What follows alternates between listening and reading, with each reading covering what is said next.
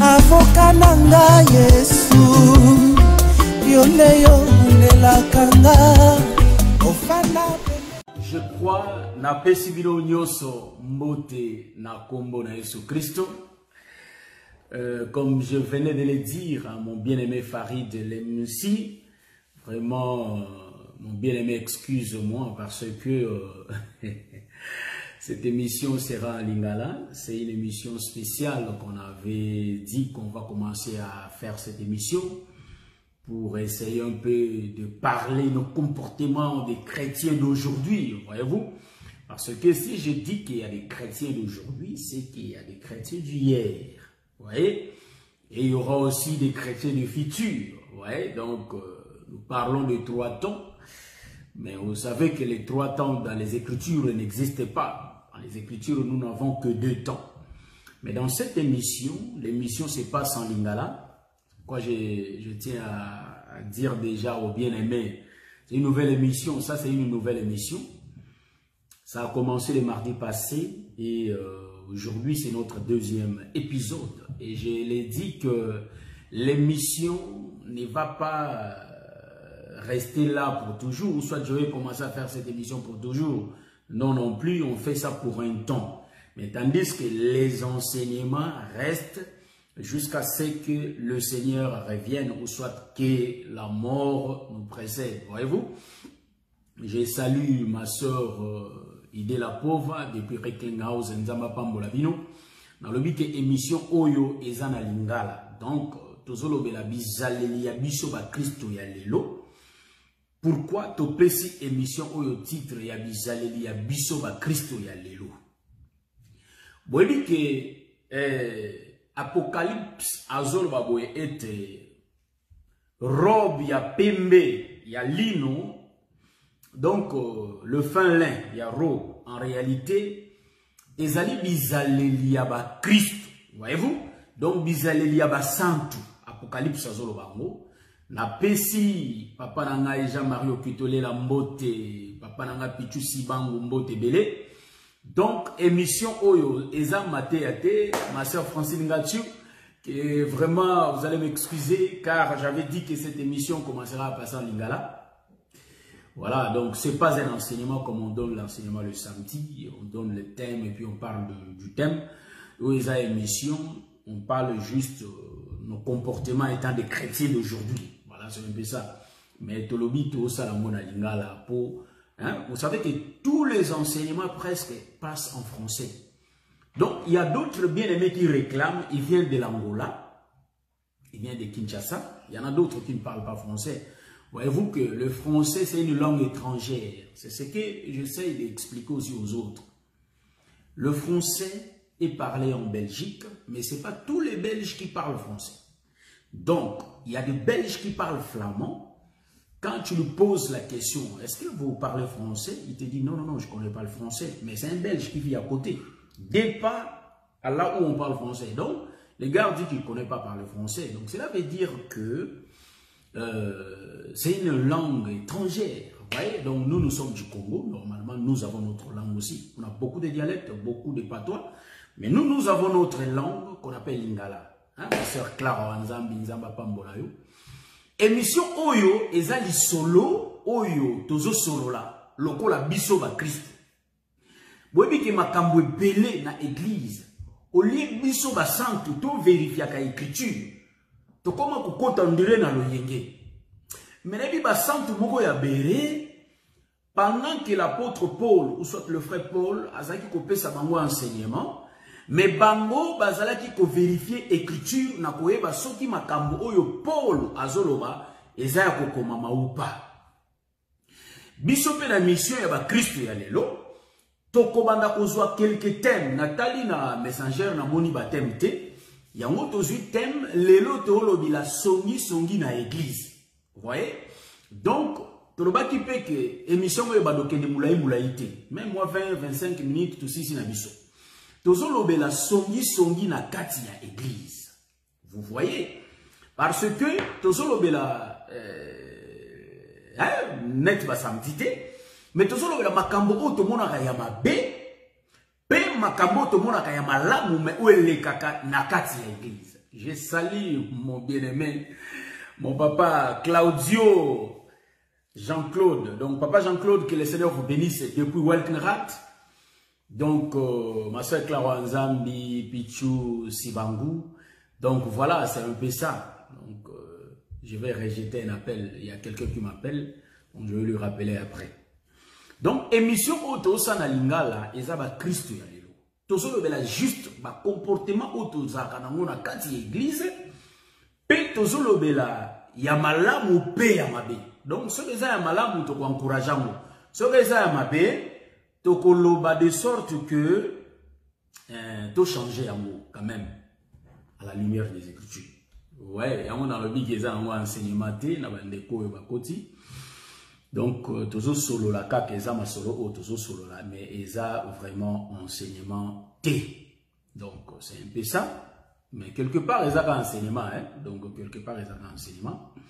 Toujours le bel thème na biso, sous-thème na biso, eza songi l'église. Na on voit pour ça na balolo comme enseignement, parce que, mais songi l'église.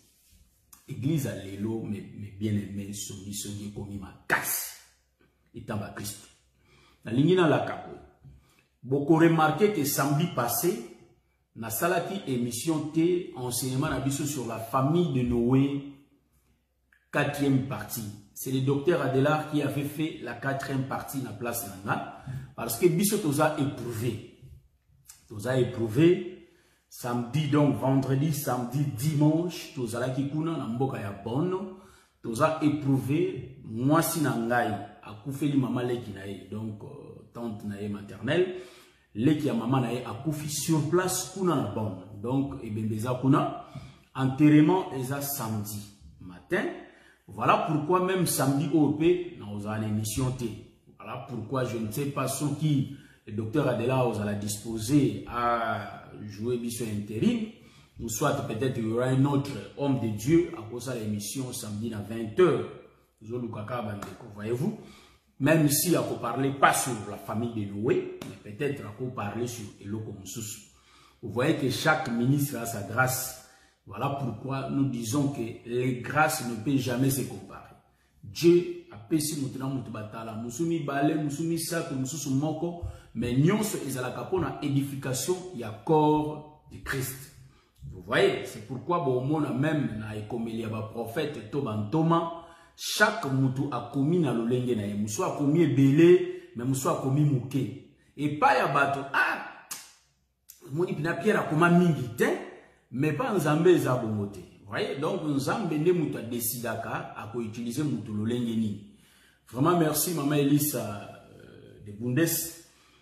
Donc c'est quoi samedi, moi na sala émission exacte. Même émission on a lié na sala mote. Mais le la to bandia mosika, yango na leki kaka. Mais, ndenge zaboui, samedi oyo, toza na enseignement. Mais wana kuna to banda semaine on ma moyo saison ina normal. Ndenge ga to sala wana biso et ils ont nyonso normal. Donc, na pamboli nzambe pour na intervention docteur Adelar Ndaye, nzambe a pambola e mingi. Vraiment rapidement, tozi mukanda ya titre poto banda sko makambu émission na biso, thème na biso. Songi l'église. Que le Seigneur bénisse son serviteur Pai Serge Viokolo, son serviteur Jimmy Grace, Nzamba Pambola Bango, pour la Moussala Oyo Bazosala. Nazu Mukanda ya titre rapidement. Hein, toujours expliquer écriture TM, mais toujours Zwangoka na doctrine, na moto lobele na doctrine. Bon, toujours chapitre 3, je crois bien. Tétos 2. Donc, voilà. Au bandit dans verset 1. Hein, titre. Nathan en français, mais dans le baga lingala. Pour toi, dis les choses qui sont conformes à la saine doctrine. Dis que les vieillards doivent être sobres, honnêtes, modérés, saints dans la foi, dans la charité, dans la patience. Dit que les femmes âgées doivent aussi avoir l'extérieur qui convient à la sainteté, n'être ni médisantes, ni adonnées au vin, qu'elles doivent donner de bonnes instructions dans le but d'apprendre aux jeunes femmes à aimer leurs maris et leurs enfants, à être retenues chastes, occupées aux soins domestiques, bonnes soumises à leur mari, afin que la parole de Dieu ne soit pas blasphémée. Exhorte de même les jeunes gens à être modérés, te montrant toi-même à tous égards un modèle de bonnes œuvres, en donnant un enseignement pur, digne, une parole saine, irréprochable, afin que l'adversaire soit confus, n'ayant aucun mal à dire de nous. Bon, tous ceux qui n'ont pas verset 8, hein, ils ont belé pour photo kini, mais tous ceux qui n'ont pas. Donc, c'est là, na zoa pour l'émission na lingala, na zoa, na ébi ce Bible na ngao ya lingala, na zoa ngo rapidement. Bible lingala bo supporter nga pour toujours kota pena toujours ban. Bible lingala. Donc on a aussi mon candidat Tite rapidement. Tite chapitre 2. Kasio pesaka bobele batoli oyo eutaka na mateya ya solo. Loba na batata oyo bakomi mibange bazala bato ya malamu ya lokumu pe ya mayele na kati ya makambo nyonso bamilakisa bato ya bondimi ya bolingo pe ya molende.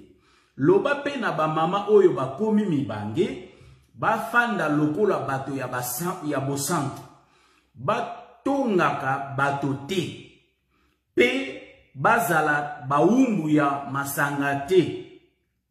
Bayeba kopesa batoli ya malamu balakisa na bilenge basi oyo babala ndenge basengeli kolinga mibali pe bana na bango bamibatelaka ndenge ebongi bazala basi ya malamu pe ya mitema pembe basalaka mosala na bandako na bango pe batosaka mibali na bango po moto moko te atiola maloba ya Nzambe ndenge moko pe yebisa na bilenge mibali te bamibatelaka malamu na makambo nyonso.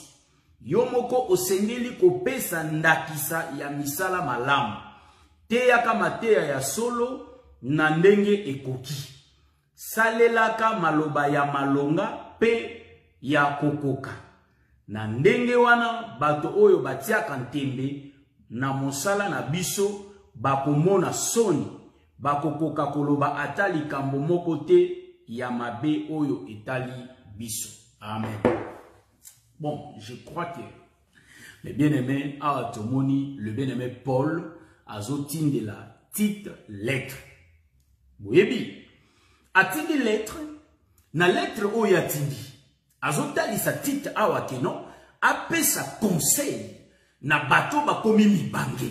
Est-ce que vous comprenez ça? Bon, bato yo bakomi mibange.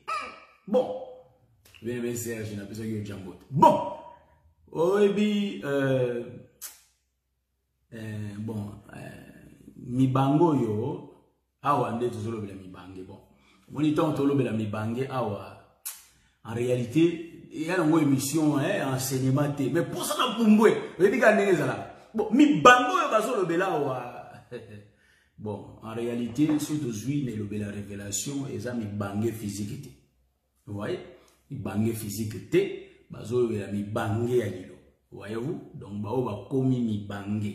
Donc, bato yo babongwane. Est-ce que vous voyez ça? Bato yo ba komi mibange. Parce que c'est déjà la jeunesse et la vieillesse de Pierre.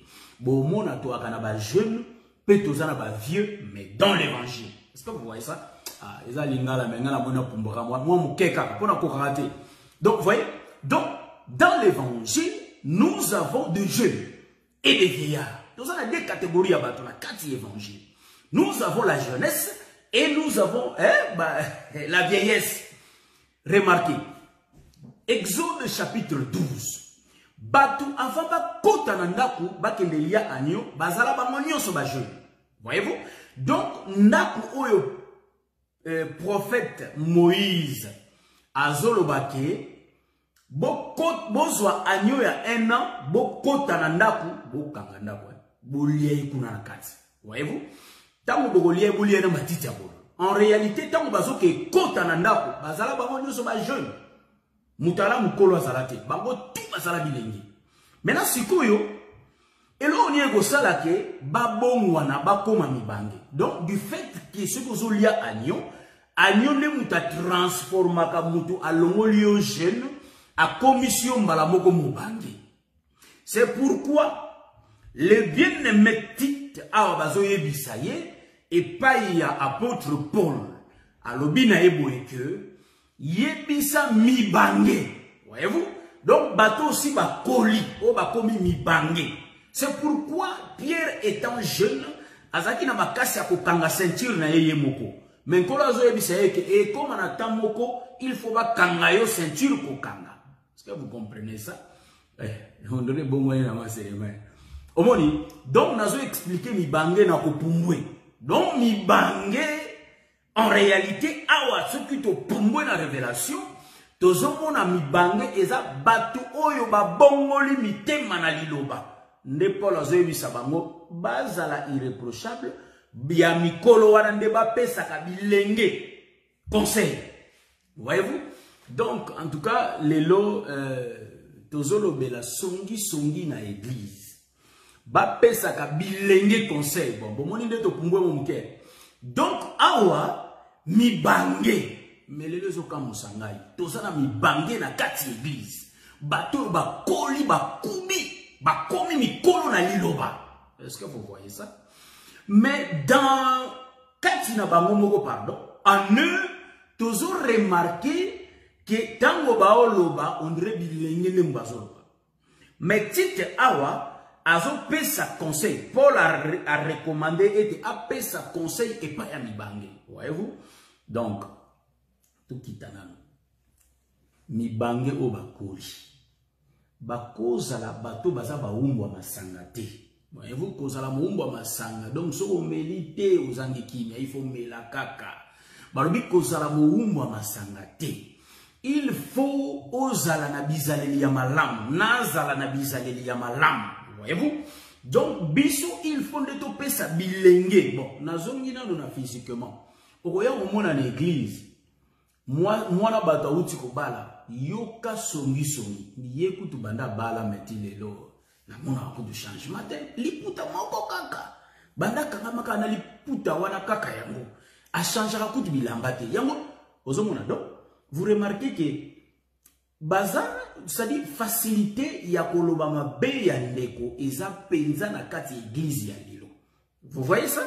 Donc tozo benga yango les songi na kati ya bonzambe. Bon babaluli yango ekomi kombo ke songi na bonzambe eza autorisé. Non, eza autorisé tes frères, ma soeur.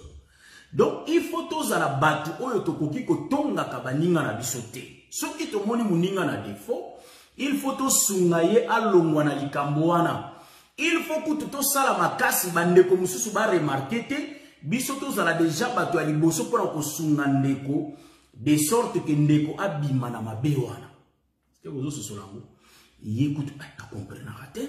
Il y a un bango fuma banda wa somba ndako. Et le là bango ba problème au moins à coup de bachacha coup sur ta bilamba. Non. Bien aimé boboté. Vous remarquez que songi nde mutezo sala ke l'église na biso et panza na lelo. Vous voyez? Personnellement, j'ai jamais vu des physiquement comme ça. Donc de mes yeux, j'ai jamais vu ma sœur Owanimbila. Vous voyez? Na mona enamité. Yé pas mon angananité. Mais peut-être, ma sœur a yébi ma solo nangai. Nako yoka. Peut-être, nana yébi ma solo la sœur front de Diama. Nako yoka. Voyez-vous? Pourquoi? Parce que, bon, ça j'aime. Parce que, meme laki bango yango. Yango na solo bake, bato yo memaka basango ya bato. Tolo baka boye ete, écriture ezalita ou David a oboma moto ayaki na sango ya liwa ya Saül. David a bomai. Cela veut dire quoi? Toza la bato oyo tozo kende ko mema sango ya bato te na ndenge ya mabe. To bongo la mitema to mema ka sango ya bato na ndenge ya malamu. Vous voyez ça? Au monde na kati église, ba mama olie ba sunga bilenge mais bango kutu basa bato liboso ya kozwa comme si ko maltraiter bilenge omona wa sœur intelite mais yepi nga na comprendre ka ete mais ya za ndemo na ndeni non frère mais eloko ka musanga sikoyo quand bien même bizalela bongo eza au milieu de nous mais on peut remarquer au moins ndeko pas ko se croire penza ke yepi na nzamba yoka ka donc nzamba yoka ka batu ya NDT nzamba yoka ka batu ya Belgique te nzamba yoka kaka bango mais en eux-mêmes tango toko vérifier eza moi ba lacune ba biloko ezo pekisa bonzambe eza kati na biso est-ce que vous mona makambo nga na soloba émission oyo tozolobela ba mabe pe malamu donc ba mabe wana photo changer yango oyo ya malamu to bongwa mabe to zala batu parce que les frères Paul a écrit sur un titre biso moko batu tozoteya to zala ba exemplaire est-ce que vous olanda bien motei lokola titre pe mi bange wana il faut bazala ba exemplaire bon niveau na pungwa ki na mobange to zulango wana mobange aza moto oya koli déjà na liloba to mona ki na Exode chapitre 12 tango bazolia anyo bakota bango nyoso ba jeune na kati ya ndako wana c'est l'église frère bakota bango nyoso bazala bilenge mais tango bakomi kolia anyo ya 1 an bazobongwa mame pour condition ezalaki ce qui bozolia agnon il faut aussi ma banzete bolata mapapa to ebi ete physiquement ba o batambola na banzete nde bakoko mibange Paul alobeli mibange ya mibali alobeli pe mibange ya basi voyez-vous donc bato balé déjà agnon bakoko tika la sou ba jeune te et sengeli il faut bakola banuna bizalele changer remarquez na église na biso pe lelo ba oyo to umeli na connaissance ya évangile et sendeli boyebi na biso wana ezala accompagner na misala na biso parce que bozolanda bien moto ya komi vieillard oyo nuni ya mwasi to mobali oyo ya nuni Biblia elobi ete ya basi bapesa toli na bilenge ya basi ya mibali pe bapesa toli na bilenge ya mibali bilenge ya basi tango babali esengeli batosa mibali na bango problème toza na lelo ya ngo na ba communauté na biso tozomona ete songi ezopanza mabala physiquement boye pe tozomona désobéissance na niveau ya basi ezopanza pe mabala vous voyez mais na milieu ya banani na milieu ya ba Kristo voilà pourquoi toye na mission oyo ekosunga biso peut-être émoneli na biso échanger. Soko tali langage bandeko musu bazala nango. Oh, mibali bazala binemi na biso, basi bazala binemi na biso non, c'est faux. Parce que c'est boza binemi, mais inutile beau vendre ensemble. Ou binemi va vendre ensemble. Vous voyez? En réalité, nous sommes de frères. Donc, nous avons frères na sœur, na kati ya église. Vous voyez? Donc, tant que vous avez si comme la kati ya mariage, Paul alobi boye était, basi il faut pas tous mibali na bango. Voyez-vous? Mais na ba écriture mususu abi mibali balinga basi na bango. Ah, bon. En réalité, botosi ya mobali. Parce que après Paul a comparango na Christ na église. Vous voyez? Donc, na kati ya ndako il faut mwasi ayeba kotosa mobali na ye. Mais mwasi akozwa makambo ya ndako na bango te akesala ngo kisongi na ndako mosusu. Vous voyez ça? Donc en réalité na sengi na bandeko mosusu ba libérer biso de sorte que tous à la moi qui na émission. Donc en réalité nous disons que songi na église, vous voyez? Donc nous avons aussi l'église des maisons. Donc ici vous avez remarqué au moni frère to sœur na yo na faiblesse loka osunda ye hein na lembi na muté ko expliquer likambo ya mwasi na mobali. Est-ce que yo to sa mobali na yo oyo remarqué na mona lokola ndeko na pina ba lingana kana mobali na ye. Et loko mobile azaka nango posa na kati ya libala ezaka respect. C'est ce que Christ a besoin à niveau de l'église. Il faut biso église étant moi sitôt respecter Christ. Donc, le respect du Seigneur, c'est obéir à sa parole. La soumission. En d'autres termes, biso étant église, il faut tout ça au Christ à l'église. Tokoye ba moneni, ezama komi oyo ba pesi biso, to batangela ka biso, bateya ka biso, il faut to cha na misala. Mais beaucoup remarqué que et bon to memi yango pe na kati ya ndako. Soki mwasi azana respect envers mobali na ye, oko remarqué mobali akomaka zoba ya mwasi wana. Zoba tango to lobi zoba aolinga mwasi wana mingi koleka. Parce que mwasi wana tosaka ye, apesaka ye respect. Et la kisiki apesaka ye lokumu achake nesika ki mobali na ye. C'est ça ba Kristo o bazo tosa Yesu Kristo. Vous voyez ça?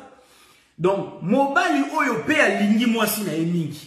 Beaucoup remarqué mwasi wana abozala. C'est-à-dire automatiquement on va tosa mobali na ye parce que azo remarqué bolingo wana oyo mobali azana ngo envers ye. Vous voyez ça? C'est là c'est son. Ce qui yo lingano mwasi na ote ekobando mona na ba geste ekobando mona na lolenge ya kosalela.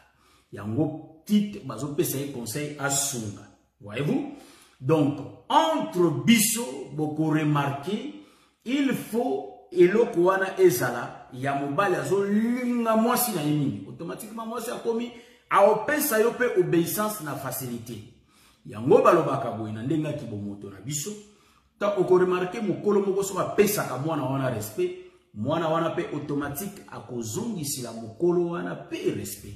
Voyez-vous? Donc les choses se passera automatiquement.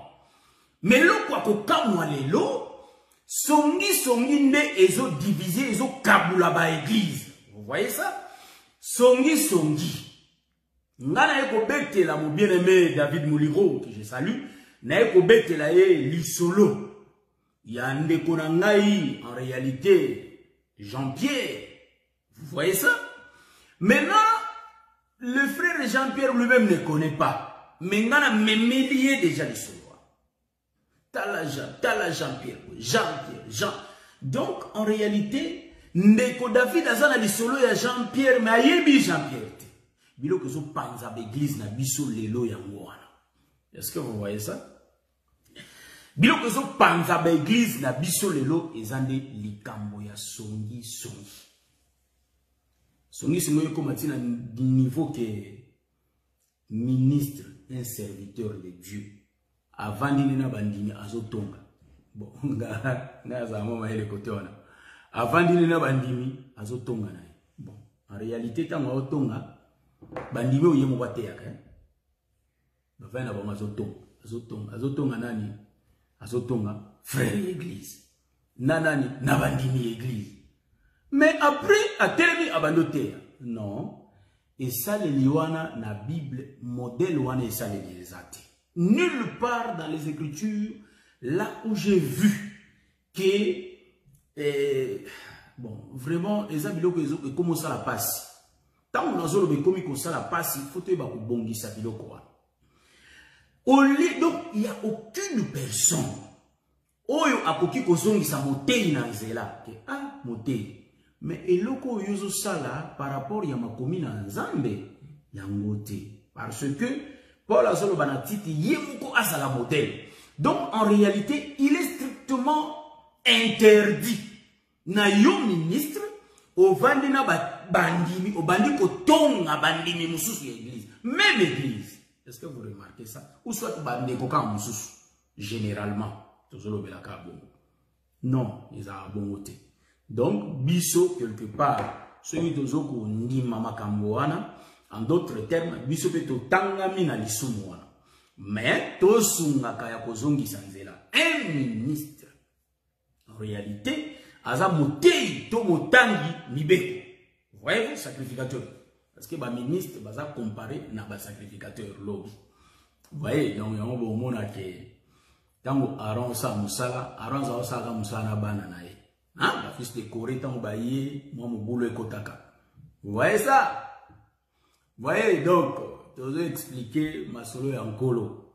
Yango mona Jésus, il a travaillé qu'avec ses enfants. Hein? C'est comme Jacob qui travaillait avec ses enfants. Remarquez ça. Donc, un ministre ne peut pas être un Égyptien. Un sacrificateur ne peut pas être un Égyptien. Donc, un sacrificateur, c'est un israélite.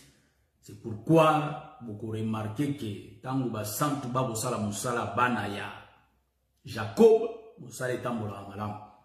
Tozungi, biso ba ministre, il faut que nous ayons la honte parce que tous abato tosa musala nzam. Songi et koki ko se trouver na milieu na bisoté. Photo longola eloko wana. Eza malam te. Bandimi o bazoyoka biso, il faut pas tirer biso des modèles. Yango mona ba sali mususu bazaka soka yela milieu wana omona mundimi bangi pasteur azawa. Mais lelo kutu. Pasteur aye même ondimi kutazo tonga na ye pasteur azawa. Donc eza vina bango. Donc omona bomi bosani eza malamu te. Bomi bosani bo koti bosa bo plonger na likambo yango. Maintenant qu'est-ce qui va se passer? Tant que vous plongez dans les camarades, vous avez battu que si vous bungaki des gens là, mais vous croyez comme des saints. Au moins, les gens bon, l'acte est se poser, les gens ne vérifient pas les écritures pour la voyer. Est-ce que tout ça a bonne foi ou bien si tu bénis déjà? Non. Comprendre?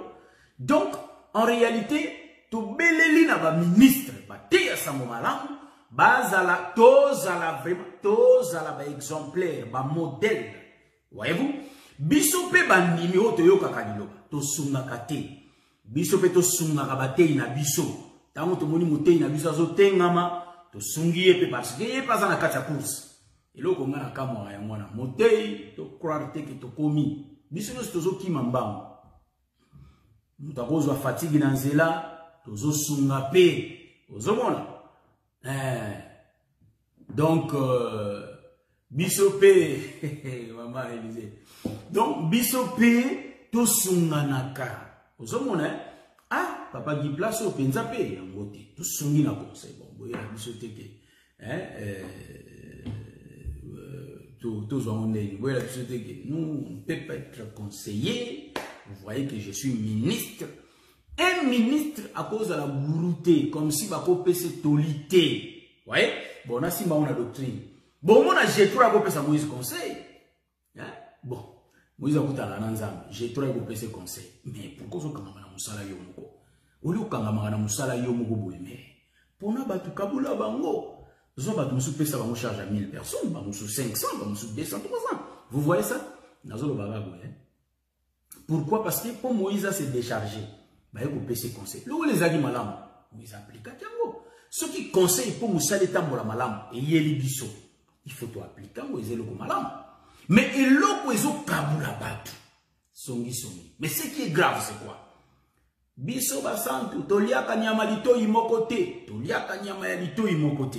Il faut nyama mato ini balé. Nous mangeons pas l'animal na défaut parce que ils ont interdit dans mon beko, tokoki kolia nyama ya lito imokote. Bon. Vous voyez que parce que l'agneau, l'animal n'a pas de défaut. Jésus n'a pas de défaut. Mais le roi Salomon, soit le prophète Salomon, Azolo Baboy. Mouto akoya kufunda liboso, Aza loko la raison. Mais ce qui m'a dit que Moutabi balé, et comme il y a une photo examinant, cela veut dire quoi? Tant que memilio sango ya maman front de diamant. Maman front de diamant, ye kutuboye.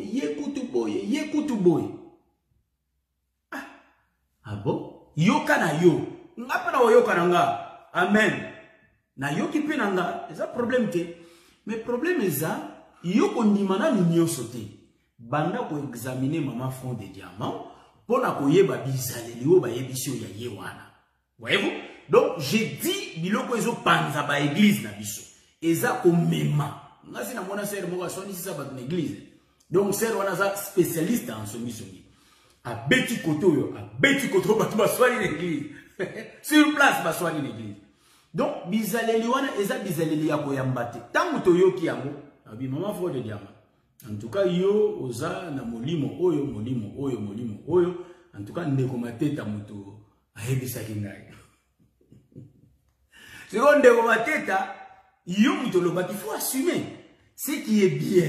soko lobi likambo yeba pe kondima ko wanga na raté ma be soko wanga soko lobi oui en tout cas namna lobaki bon bolimbisa ngaka be sino na lobaki faut kondima faut ko afuaka donc biloko tozoloba e ko sunga biso na avenir pour mosala etambola malamu papa Serge Viokolo na memelio sango ya la sœur Wanimila olobi en tout cas donc tagiro jayebisa kingabo tanga na kombo se Wanimila yoboe ndeko giro je mtayebisa kingama kambo ekopekisa mutu a continuer misala wana tout temps na sisi ko yebisa bike docteur boyete moni likambo luka emosola na ye ekoza malamu donc ba Kristo ya lobi to mona ki ba mona bizale de mosusu ba Kristo ya lobi eza bangonde baba model yango na pekisi ndeko mobali to ndeko mwasi na kombo na Yesu Kristo tokoki kolanda ba model te lokola ba pasteur na biso ya lelo to ba te na biso ya lelo mais ba model na biso eza kaka ba prophète pe ba apôtre na ya Bible ba mwana nde basa ba model pour na biso. C'est pourquoi le frère Paul a dit soyez mes imitateurs comme moi je le suis de Christ. Vous voyez ça? Bon, c'est ça. Bon. Un jour, je vais expliquer aussi la vie de Paul. Donc, on a expliqué, nous disons toujours que nous avons expliqué qu'un jour la vie de Paul. Pourquoi Paul n'a commencé à Bomabat? Mais Paul a après changé, mis ce combien de problèmes. Pas Paul a monté à Pébaka, vous voyez ça?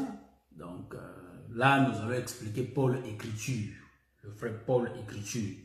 Tout expliquant un jour par la grâce de Dieu.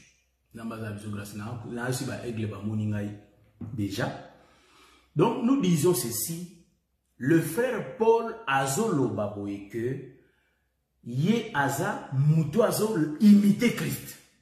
Ayebi si ba ndeko église ba imiter ye. Qui es-tu? Ou yebi sa peuple landa yo. C'est qu'en Paul il y avait ni défaut. Parce que Paul a dit bon landa loko landa landa ka Yesu. Bon monyango. Donc donc en réalité voilà, au moment où na lobaki na baki bonheur papa Peter Mouka tanga che commentaire et pesi biso pe elanto sauter les sous. Au moment songi na kati ya église ezo panza. Yongo be église na biso mona. Tozo koma ebelete. Pour songi leki tellement makasi. Nani ngo linga batonga na modèle wana. Ako se dégoûté. Ako ya lisusu te. Aye beaucoup une église lola annuel ya makakuna eze sika bien. Na ya kokota na ngai. Mais frère tanga poti. Sali mo bene Jimmy Gas. Na pesa ya papa Jimmy Gas mbote. Frère tanga ya kokota na église. Encore frère ana moi cité. Yango ya mona ba cité. Oh, mais frère aussi il y a za ndini. Oh, frère, à mon capacité, pas on est carabou. C'est vrai, mais c'est vrai, vous voyez ça? Songi zama paix et l'eau est kimi et panzarabato. Et ça, songi.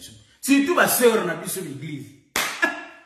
Ma soeur, on dirait, Bamusu Bagozo a médaille. Donc, ma plus c'est une médaille à or parce qu'il y a un grand songi. Donc, songi wana. Et ça dit même que ils ont qui mis ça dans l'église. Hein? Songi, ils ont qui mis ça dans l'église. Donc, en réalité, na yeko mona penza songi ango. Hein? Na simba ki loko yoke ba elio sango. Hein? Nyamalito imoko. Wana na simba ki ango mena na continue. Mena zo ya na continue. Na dona loko yo. Papa Peter a pesi biso. Ba sœur songi. Bah, ce sont des spécialistes en songi. Mais sans oublier les hommes. Et le bas, on va dire, c'est une poto, mais il on dirait au salé. Songi pekaka. Mbali kota so tonga. Mais tu peux pas, tu te demandes, est-ce que c'est un homme ou bien c'est une femme? Voyez-vous? Pasteur Léonard, depuis l'Afrique du Sud, que le Seigneur vous bénisse. Bon, émission na biso asika. Les alités à tête, au salaka émission na biso. Tozolo belaga sur les kamba songi na kati église. Donc c'est un peu ça parce que songi ils ont ça la rage na kati ba assemblée na biso, ils ont détruire ba assemblée entre avocat nanga Yesu yo leyo nela kanga ofana pembe